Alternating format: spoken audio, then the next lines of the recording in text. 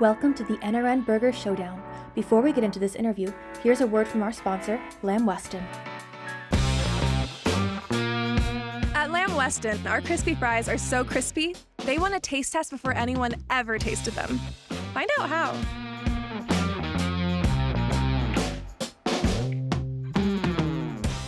Burgerville is a 39-unit chain that's deeply entrenched in Oregon and Washington, the only two states where it operates.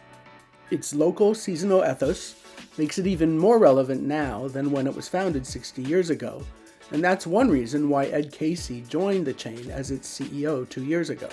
Unlike a lot of other chains, it's a local family-owned business, been around 60 years, have just a unique position in the community. Aside from that, very well known for the integrity of ingredients and the products. It's amazing how timely this concept is now after 60 years. Some of the attributes of this company are right on market for trend. Burgerville offers a variety of seasonal specials that are particular hits with its fans. They're seasonally inspired, so we try to use ingredients that are popular or that are producing at those times of the year. Asparagus in the spring and Walla Walla onions in the summertime. They come from regions around the Northwest that are local and popular. And we have people coming from the Walla Walla onion rings in particular. We have people that come here from Idaho and places like that just to get them during the season. Berries are big too, with strawberry and Marionberry shakes and sundaes being popular among guests. Despite the focus on quality, Burgerville doesn't position itself as a fast casual or better burger concept. It's fast food. The one thing that's standing out among all genres of restaurants is kind of the provenance of the food. Where does it come from? Is it fresh? Is it local? Is it, what's the integrity of the ingredients? All those kind of things.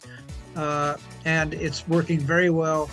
And the other segment of the industry that's really performing is the fast food segment. Again, it's kind of reborn with particular, but you got to have a particular kind of fast food. So the term I'm hearing bandied around out there is premium fast food is kind of the new thing, right?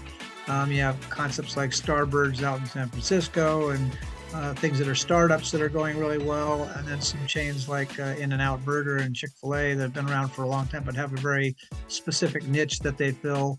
I see Burgerville right in the heart of that for our market. We're local trade. We've got a very high quality product, tremendous brand equity in our market.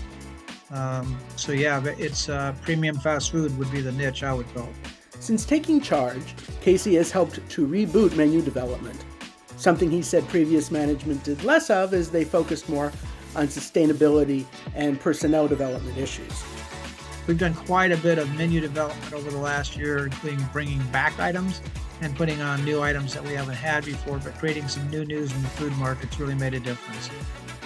Aside from that, one of the challenges that the concept's always been a little bit on the slow side for a fast food burger. They kind of understand that with a broader range menu and more complexity to the menu items, you can fall into that. They kind of got to the habit of excusing themselves because they're doing a better product. They can take it a little longer. But it's not impossible to do both. So we've worked a lot on streamlining and working on the operational throughput just by intentionality without changing product quality or value or any of those things. We've improved our throughput by about 40%. It's been pretty dramatic. Better throughput has definitely improved sales, which are up by around 30% over the past year. There's so much more opportunity in just the Pacific Northwest. We take the range out a little bit to what we call the Tri-Cities area in Washington and Idaho and Oregon, but we have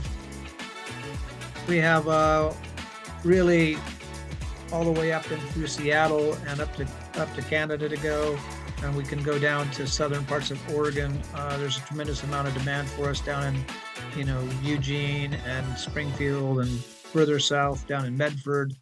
Klamath Falls, Bend, Oregon on the east side.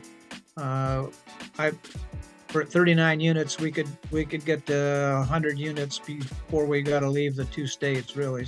But Casey does plan to expand the Burgerville footprint eventually, and he thinks the chain has a bright future. you look forward 5 or 10 years and talk about brands that went from local to major regional and then moved beyond, this is going to be certainly one of those companies. It has all the things that I feel like In-N-Out had down in Southern California years ago, or Shake Shack, and we got plenty of places to go for this brand.